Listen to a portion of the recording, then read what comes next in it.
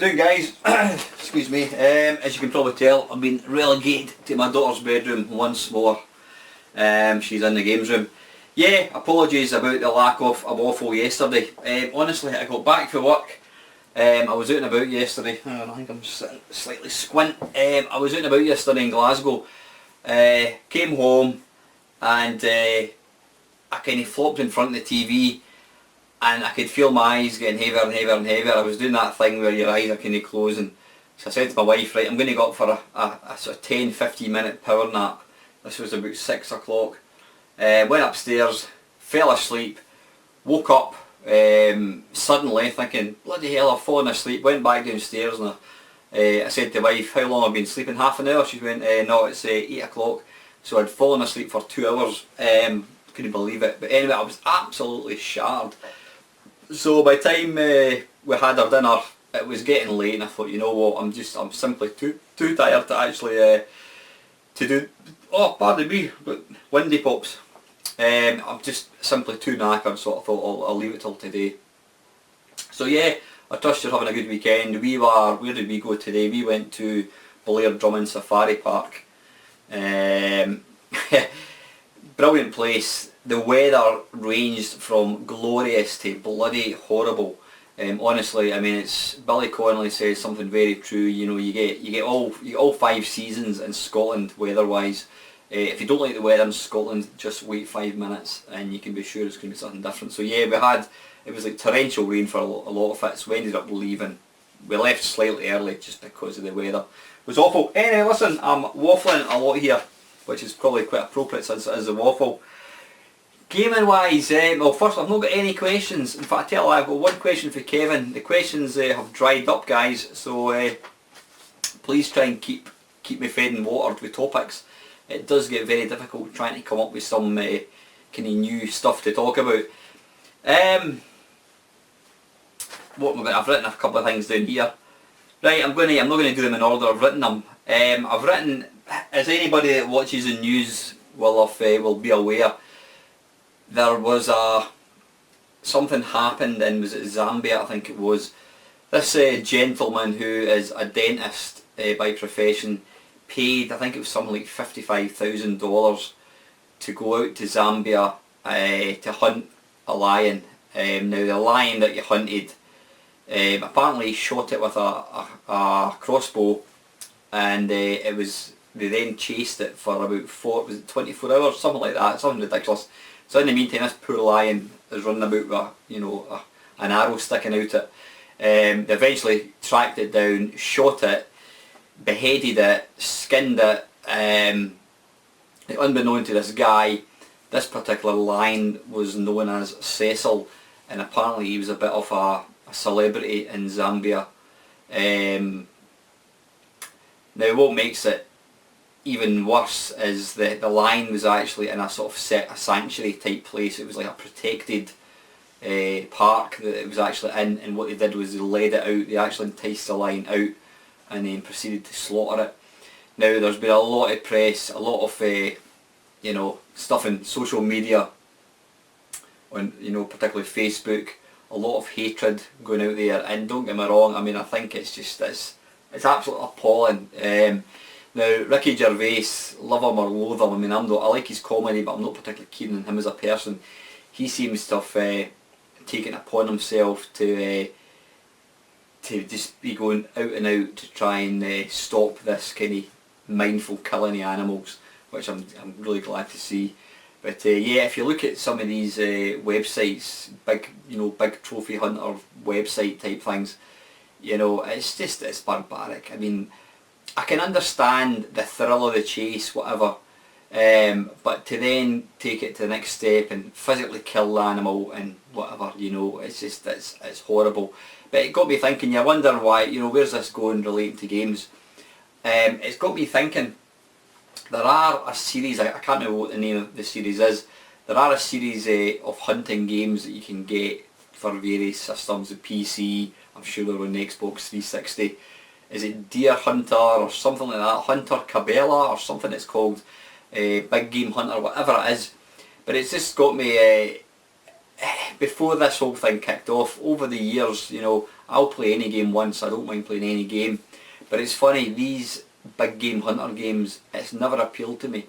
The fact that you're shooting an animal, whether it's in a computer game or not, was just, I didn't want to play it. I didn't have any interest in playing it at all. And it's an odd thing. And you know what I want to kind of just talk about is, it's, you know, there's video games get a lot of bad press. When somebody kills somebody else and they happen to see an Xbox 360 in the guy's house, they instantly blame the violence. You know, it was the violence of the video games. In fact, I was watching an AC/DC documentary last week, and it was saying there was a guy in America, funnily enough, who killed somebody, and apparently they found an AC/DC album in his house, and they're trying to blame AC/DC, you know, the music, it's satanic, etc, etc. It's the same video games. Video games always gets this this sort of bad tag attached to it. Anytime somebody kills somebody and they happen to play video games, it's always the video game manufacturer's fault that you know, thinged this guy off the rails and made him go and kill people. But yeah, it's funny how, I mean, anybody who's watching this video will enjoy video games, I would imagine, unless you just like watching old Scottish blokes talk pish. But yeah, I love playing all these video games. I never have a problem with, although I'm not a big fan, I don't have a problem playing games where you're shooting like human beings. But it stops at killing animals and killing women and children. I mean, there's a famous scene, I don't know what one it was it Call of Duty, I think it was, one of the levels, you had to, you were playing the part of a sort of an undercover terrorist.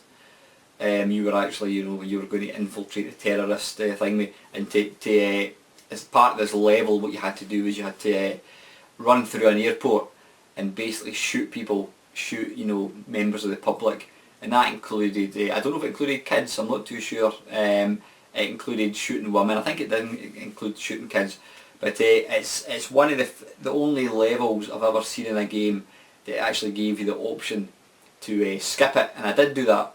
I just thought, nah, I can't play that. I think nowadays graphics are just getting too real that it just, to me, it just wouldn't seem right. And it's the same with these big hunter games. I mean, don't get me wrong, when I play Far Cry 3 or Far Cry 4, whatever it is, you know, the animals are the enemy. I mean, they will attack you, they'll charge you, Rhino will charge you and, you know, try and kill you. So I have shot animals in Far Cry 4, but that always feels like it's self-defence. I've never yet just gone up to an animal and killed it in cold blood. It's always been when I'm getting attacked, I'll kill it to, you know, to stop me dying. But yeah, even in video games, I just can't bring myself to kill animals, especially not these big game hunters where you're specifically going out to sort of try and take down an animal. But yeah, it's an odd one how, you know, is it because the graphics look that real nowadays? Probably. I mean, I probably wouldn't have think twice of playing, you know, big game hunter on Atari 2600, because you'd be shooting some little brown block, which is obviously a bear. But nowadays graphics are so real that it really does look like you are killing an animal. So yeah, it's interesting that, in, you know, throughout my video games career, I don't mind shooting men or even like nasty women who are going to shoot me with a gun, but I draw the line at shooting kids or women or animals in video games. Strange one, but yeah. Anyway, that's just that one. This was one that just sprung to mind. I've got no idea where it came from. Favourite sound effects. Now there's always a lot of people making videos talking about their favourite music. I mean, I've done one, favourite music, Commodore 64 music, but it got me thinking, favourite sound effects. We've all played games and there's sound effects that just really just tick the boxes. I mean, the best video game sound effects, I would probably say, you know, in the classic era, I would say Defender. I mean, as far as shooter games goes, Defender, the noise, the explosions, the sort of the rumbles of the enemy, and the actual laser, it's just iconic. I mean, Defender's one of these games you'll get a lot of the time when you're watching a film or a TV programme. You'll sometimes get somebody playing like a generic video game and it'll be like Defender sound effects that you hear. But it's such an iconic game as far as sound effects as well. I mean, the graphics, the sort of laser cannon is stunning looking back, you know, when you consider when it came out. But yeah, the sound effects in Defender are just right up there. But it wasn't so much really that. It was, is there any sound effects that have stuck with you? For whatever reason, I don't know why, can't think why at all. There's a game on the Commodore 64, it's shite, it's called Ghouls. Now, is it by Micropower? I think it is. And it's one of the toughest games you'll ever play. It's a platform game. I think it came out in the BBC originally. But it's when you die and the sound effect goes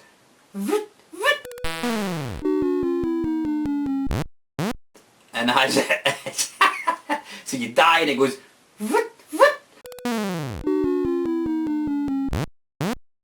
and it's one of these sound effects. The game's crap. I mean, I hardly played the game back in the day, but it's one of these sound effects that's it's like, what do they call it, an earworm I think it is, when you hear some really rubbish tune which you can't get out of your head. Well, that's an earworm as far as sound effect in a game. I don't know why it's stuck in my head. One of my other favourite sound effects has got to be what's the name of it? Not Yar Kung Fu, Hyper Sports on the Commodore 64. And it's when, I think when you break the world record, you get this, it's a kind of cheering, a crowd cheering sound, and it's like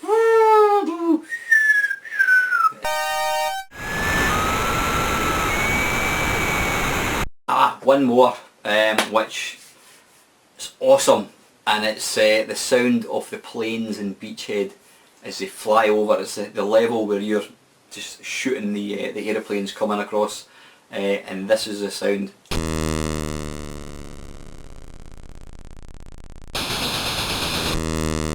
That sound effect is, I mean, it's an impressive sound effect.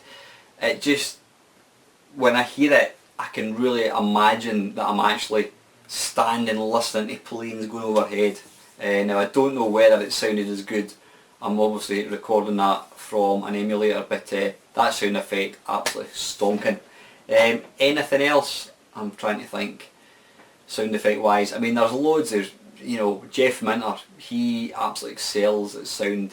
The sound in his games is always right up there. Really good. Trying to think if there's anything else. There probably is. I mean, the sound in some games are just astonishing, but yeah, these are the ones that just kind of I love to bits. So anyway, going to pause it once more, guys. Okay, right, that's my sound effects bit done.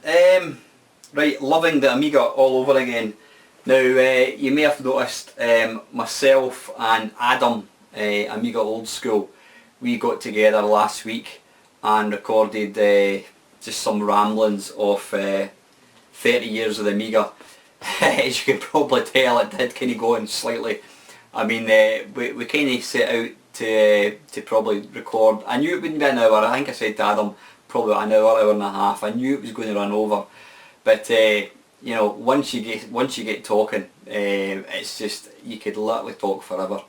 I mean, as Adam said, even at the end of the video, we hadn't even touched on like the sort of multitasking and that kind of stuff with the Amiga. So I think there's definitely a part 2 coming, or a part 3 I should say. But yeah, it's interesting.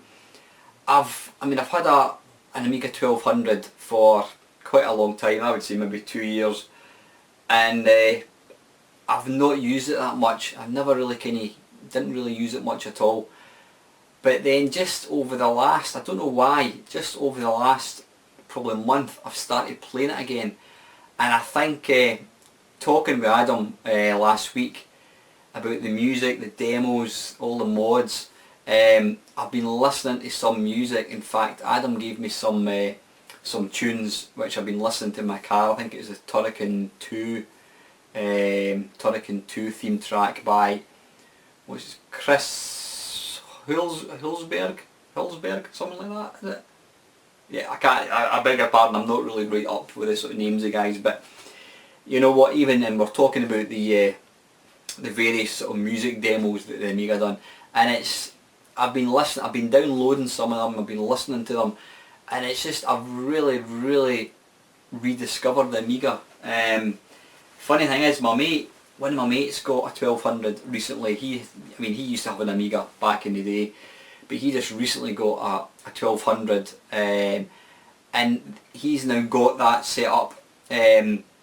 He's got quite a few machines at the back of his room, but what he's actually done is he's got this wee table, and he's got a kind of couch type settee, chair type thing, whatever you want to call it, and he's actually got a wee table, and he's got his Amiga 1200 set up with a CRT TV to play it on, and he told me that that's all he's been playing the last couple of weeks.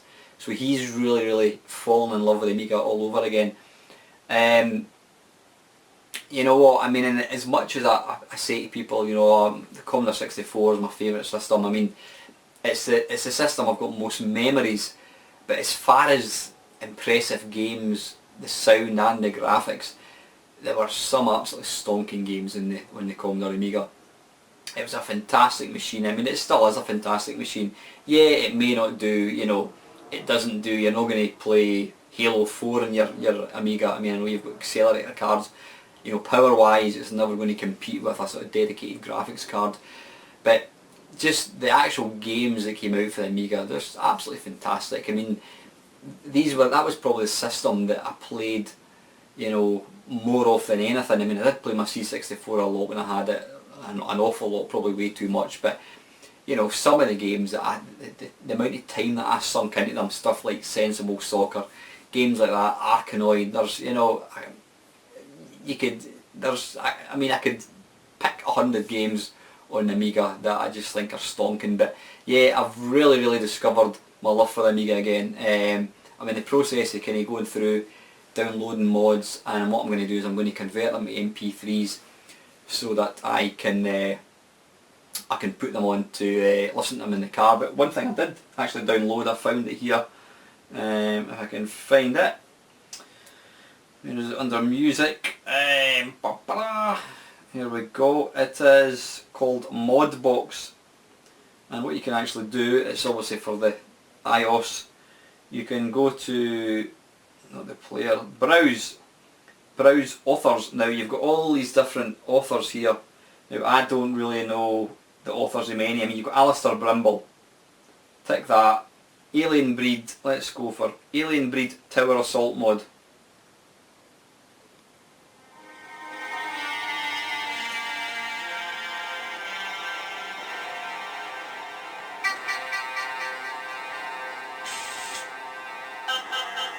Now that is actual mod file playing. You know, it's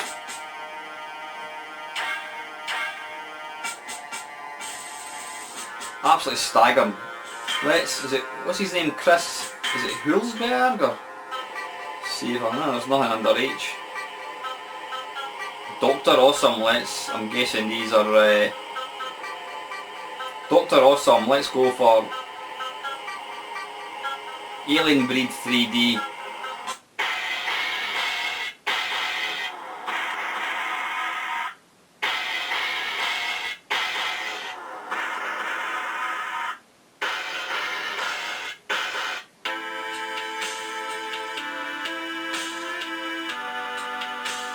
You know, the quality of that is just staggering. As I mentioned before, I think we mentioned in the actual the videos that we made last week, the Amiga is probably the last of the computers to kind of generate its own music. You know, nowadays it's all overlaid CDs and that kind of stuff, but it's just absolutely incredible.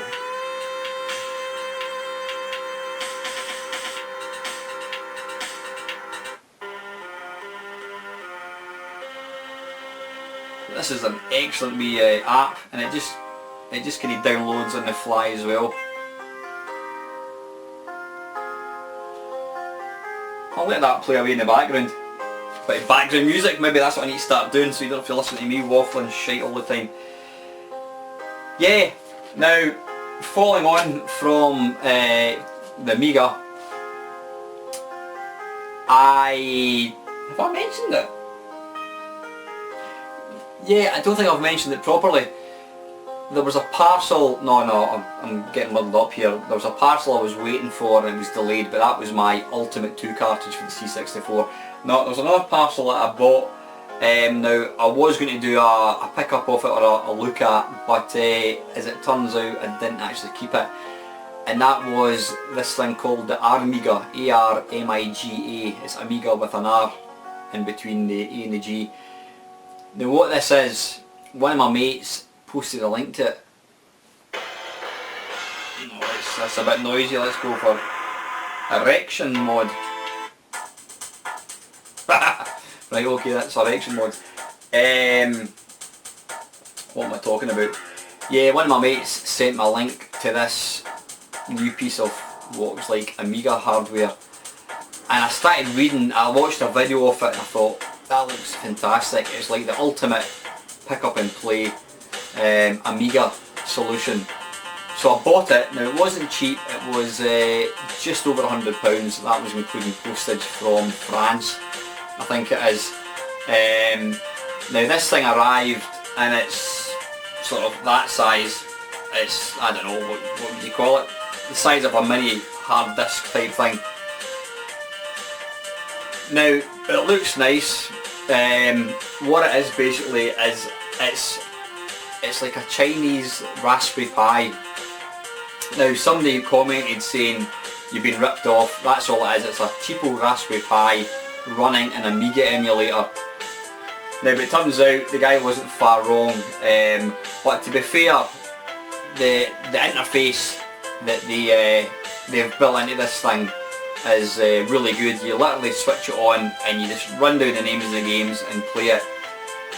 Now the unfortunate thing was when I plugged it into my TV, it outputs at 720p. Yeah, 720p, turn that down just a wee bit. It outputs at 720p, but the screen on all 4 TVs that I've got, I mean I've got one in the bedroom, I've got 2 upstairs and I've got 1 downstairs.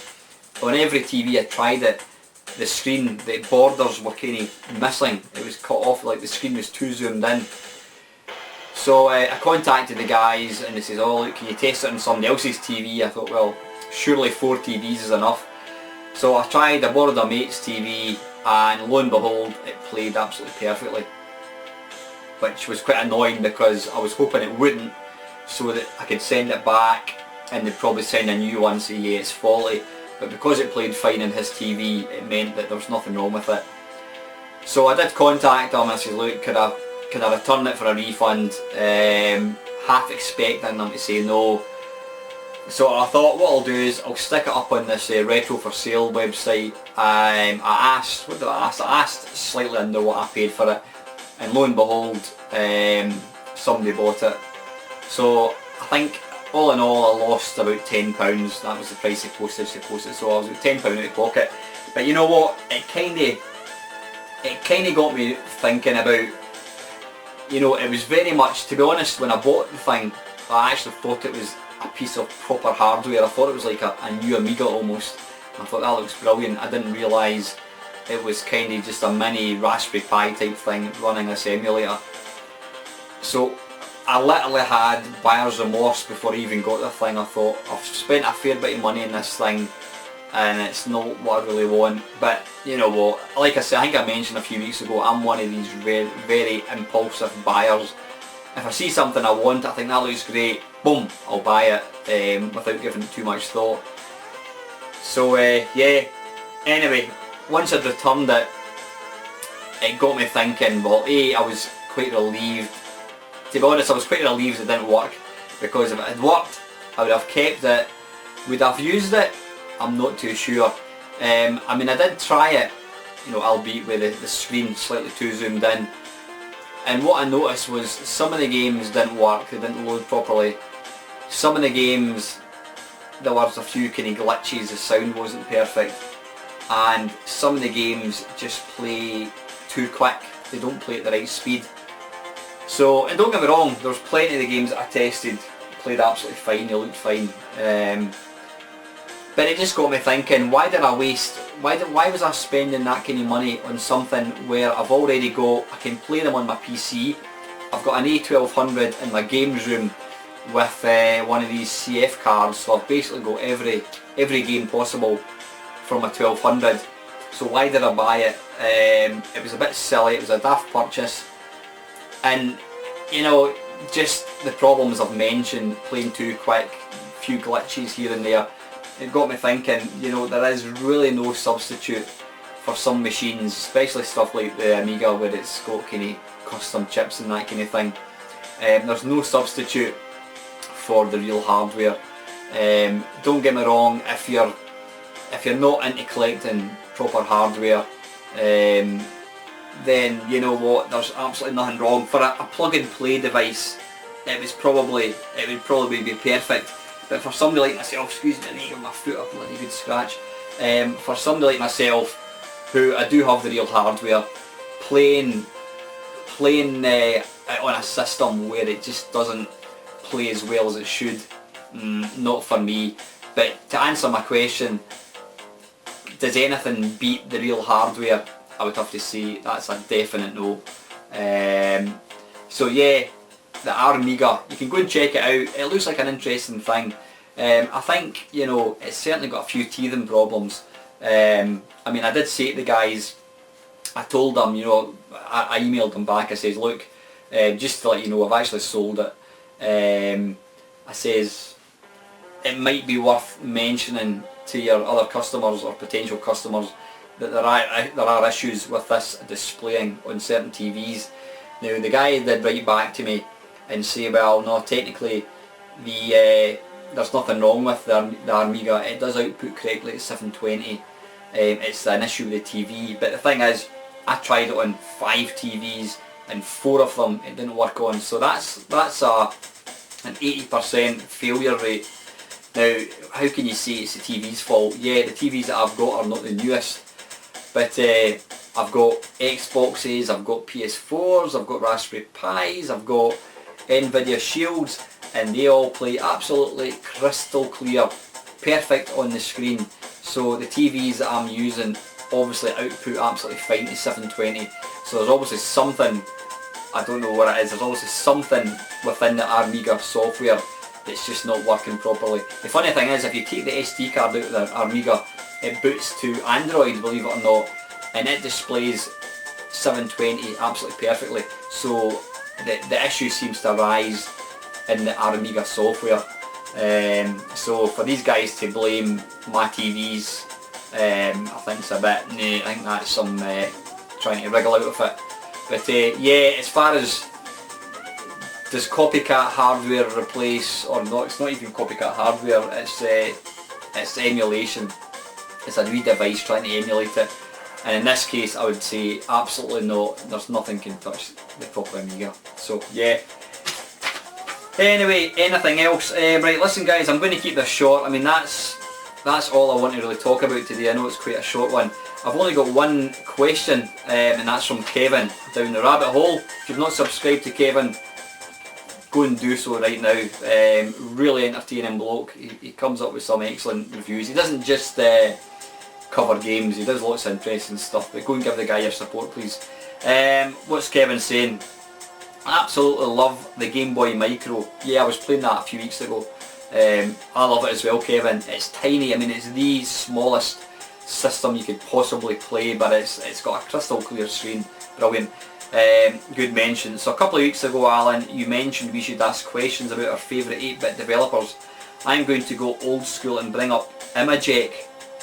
I know everyone loved Activision on the Atari 2600, which is technically an 8-bit console, yep. But I quite enjoyed the games Imagek made, but it's Imagic, is that? Yeah, Imagic, that'll be how you pronounce it, not Imagek. Imagic made. The one game of theirs I do not understand it peel off though was Atlantis. Everyone seems to love Atlantis, but to me it's just a rudimentary missile command. Were you a fan of Atlantis, Alan? Yeah, can't say I've actually heard of that one, Kevin. What I shall do though is I will do a 10-minute mashup of it tomorrow probably, and I'll give you my thoughts. That's it guys. It's apologies about not getting one out yesterday. This is a Saturday waffle. Normal service will be resumed next week. Yeah, that's it. Anything else? Topics for next week's waffle. Listen, I'm going to rather than me try to come up with something, just shoot from the hip. Anything at all. I mean, a lot of these guys do the question and answer thing, and I know Brian is wanting me to do one of these live ones, which I'm not going to do, but I think Brian and Jamie and myself are going to link up and make something. But yeah, anything at all guys, any questions about anything relating to video games, please put down below and I shall endeavour to answer it next week. But that's it guys, continue to have a fantastic weekend. Please feel free to like, comment and subscribe. Thanks to everybody who constantly supports me. Thanks to anyone who's recently subscribed. I noticed I'm just over the 360 now. Well, I was at 361 yesterday, but it's back down to 360. So yeah, I'm currently at the Xbox subscriber level just now, so thanks to anyone who's just kind of recently joined the channel. I do appreciate your support and I hope you continue to stay with us and enjoy the content. But very lastly guys, thanks very much for watching.